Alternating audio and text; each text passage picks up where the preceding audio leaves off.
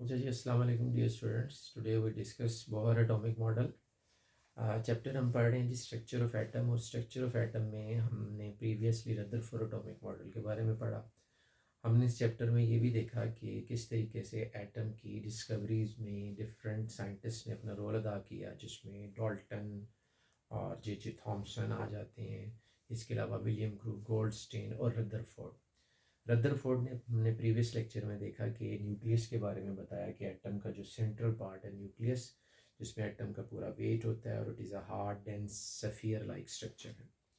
Rutherford ने जो अपने इस मॉडल में एटम के बारे में फर्दर ये भी एक्सप्लेन किया कि एटम के न्यूक्लियस के गिर्द जो इलेक्ट्रॉन रिवॉल्व करते हैं, जैसे एक इलेक्ट्रॉन है, लेट्स सपोज ये ऑर्बिट में घूम रहा है। दो ऑर्बिट का कॉन्सेप्ट रदरफोर्ड ने नहीं दिया था, तो उसने कहा था कि इलेक्ट्रॉन न्यूक्लियस के गिर्द घूमते हैं तो वो अपनी मुसलसल एनर्जी को खारिज करते हैं और एक टाइम आएगा ये इलेक्ट्रॉन घूमते घूमते न्यूक्लियस में ही गिर जाएंगे और इनका स्पेक्ट्रम होगा continue spectrum, but in fact it is a line spectrum.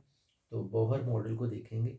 अच्छा जी, अगर हम हिस्ट्री की बात करें थोड़ी सी, आपको ये पता होनी चाहिए हिस्टोरिकली जो हिस्ट्री है इस मॉडल की, वो ये है कि 1913 में बोहर ने अपना ये मॉडल पेश किया और इसने सहारा लिया था, एक साइंटिस्ट थे, उनका नाम था मैक्स प्लैंक। तो मैक्स प्लैंक की एक थ्योरी थी quantum theory, that is a quantum theory. उस क्वांटम थ्योरी का इन्होंने सहारा लिया था और उस क्वांटम थ्योरी के बिहार पे, यानी क्वांटम नंबर्स, वहाँ से उनका कॉन्सेप्ट उन्होंने चूज़ किया और फिर उन्होंने बोहर ने अपना एक मॉडल पेश किया एटम के बारे में, स्पेशली इलेक्ट्रॉन के बारे में। अच्छा, अगर हम क्विकली अपने पॉइंट पे चलें तो हम ये देखते हैं कि बोहर ने रदरफोर्ड से क्या हट के बात कही। बोहर का ये मानना था कि जो इलेक्ट्रॉन है वो न्यूक्लियस के गिर्द घूमते हैं फिक्स एनर्जी के साथ, यानी क्वांटम के साथ, क्वांटाइज। तो ये जो इलेक्ट्रॉन है, लेट्स सपोज इसका मैस m है, ये वेलोसिटी v के साथ मूव कर रहा है with the radius r from the nucleus. तो ये जिस एनर्जी से मूव कर रहा है इस ऑर्बिट नंबर, ये मैस m ऑर्बिट n1 में, that is a fix energy, यानी इस जगह इसकी E1 जो होगी वो फिक्स होगी। लेट्स सपोज वो E1 है यहाँ पर -10 जाउल, -10 जाउल, जिससे वो मूव कर रहा है। अब वही उसका कहना ये था, जब तक ये अपने इस ऑर्बिट में रहेगा तो इसकी एनर्जी यही रहेगी, ये चेंज नहीं होगी। तो अगर हम पॉइंट्स देखें तो पॉइंट्स जो निकल रहे हैं इस थ्योरी के, तो पहला पॉइंट ये निकलता है नंबर 1 कि जो इलेक्ट्रॉन है वो फिक्स एनर्जी के साथ मूव करते हैं अपने ऑर्बिट्स में, और ऐसे में जो स्पेक्ट्रम प्रोड्यूस होगा उसको हम कहेंगे line spectrum, that is line spectrum. ये हम आगे स्पेक्ट्रम के टॉपिक में भी डिस्कस करेंगे। तो लाइन स्पेक्ट्रम को हम ऑब्जर्व करते हैं with the help of spectrometer. अच्छा जी, यहाँ पर जो याद रखिएगा, हमने ये एटम हाइड्रोजन का कैरी किया है, दिस इज हाइड्रोजन एटम, और हाइड्रोजन के पास हम जानते हैं कि उसका एटॉमिक नंबर 1, एटॉमिक मास 1, एक ही प्रोटॉन होगा और एक ही इलेक्ट्रॉन। सेकेंडली बोहर ने ये कहा कि इलेक्ट्रॉन जो हैं वो अपनी एनर्जी को उस वक्त चेंज करते हैं जब वो अपने ऑर्बिट नंबर 1 यानी n1 से वो n2 में मूव करेंगे। तो अगर n1 से n2 में जाते हैं तो वो अपनी एनर्जी को चेंज करेंगे। अच्छा, याद रखिएगा जो n1 है ये लोअर ऑर्बिट्स है, तो n1 is the lower orbit.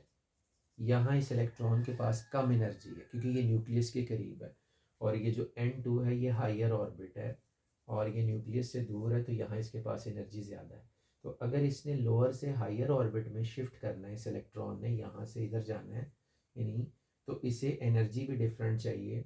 तो यहाँ जो एनर्जी होगी ये एब्जॉर्व करके फिर ऑर्बिट नंबर n2 में मूव करेगा, और इधर इसकी एनर्जी हो जाएगी E2।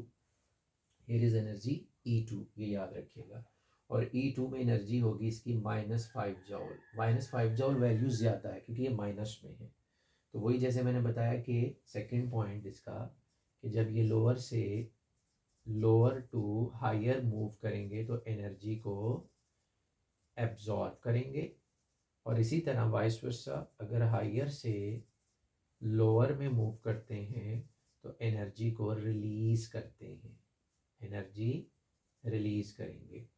ये याद रखिए, यानी इसने अगर दोबारा N2 से N1 में आना है इसी इलेक्ट्रॉन ने, तो ये एनर्जी को क्या करेगा, रिलीज़ करेगा। इधर इस क्वांटम का एनर्जी लेवल है N2 का, जो एनर्जी लेवल है E2 का वो था कितना जी, -5 जूल। तो -10 जूल पे N1 है। अगर उसने ऊपर E2 में जाना है, इट्स मीन्स के उसको हम +5 जूल देंगे एनर्जी, वो इतनी एनर्जी एब्जॉर्व करेगा, फिर वो यहाँ पर मूव करेगा -5 जूल में, E2 में, N2 में। और इसी तरह अगर उसने E2 से E1 में आना है तो वो इतनी ही एनर्जी फिर रिलीज़ करेगा। तो इलेक्ट्रॉन जो हैं जब ये अपनी एनर्जी रिलीज़ करते हैं तो वो स्पेक्ट्रम शो करते हैं, ये याद रखिएगा। अच्छा जी, जो चेंज ऑफ एनर्जी है उसको हम फाइंड कर सकते हैं।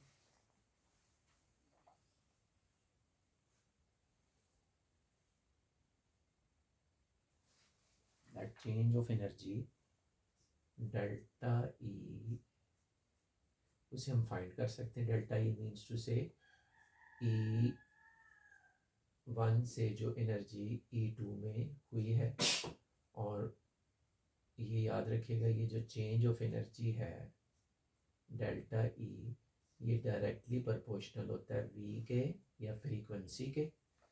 और इस साइन को ख़त्म करने के लिए हम कांस्टेंट लेंगे, क्योंकि थ्योरी प्लैंक कांस्टेंट थी, तो कांस्टेंट हम लेंगे HV। H यहाँ पर क्या है, H यहाँ पर है प्लैंक कांस्टेंट, प्लैंक कांस्टेंट, और इसकी वैल्यू भी है, the H value is 6.628 into 10⁻34 joule second. ये याद रखिएगा, जूल सेकेंड।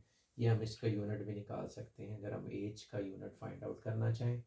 तो इस इक्वेशन में H क्या होगा हमारे पास, delta E over V। E का यूनिट होता है जूल, और V फ्रीक्वेंसी जो है इसका पर सेकेंड है, तो ऊपर जाकर ये क्या हो जाएगा प्लस, यानी जूल सेकेंड इसका यूनिट है। अच्छा जी, ये तो वो चेंज ऑफ एनर्जी, उसकी हम वैल्यू फाइंड आउट कर सकते हैं।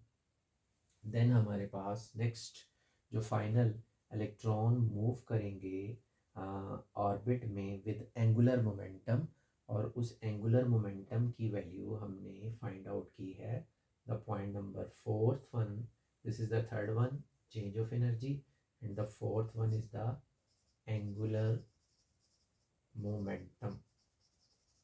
और वो जो एंगुलर मोमेंटम है उसको हम रिप्रेजेंट कर रहे हैं MVR के, और ये इक्वल होगा NH/2 के। इसमें याद रखिएगा M है मास ऑफ इलेक्ट्रॉन, V उसकी फ्रीक्वेंसी स्पीड है, R रेडियस है, ये ऑल फिक्स वैल्यू है। H प्लैंक कांस्टेंट, ये भी फिक्स वैल्यू, सिर्फ N चेंज होगा, क्योंकि N 1 भी हो सकता है ऑर्बिट, 2 भी हो सकता है, 3 भी हो सकता है, और इन्फिनिटी भी हो सकता है। तो इसका मतलब ये हुआ कि हर ऑर्बिट में मोमेंटम की वैल्यू डिफरेंट होगी, because the value of N is change out.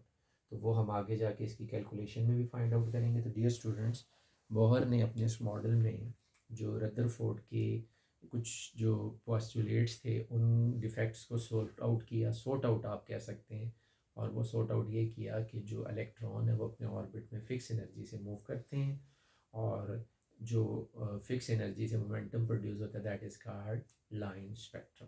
Thank you.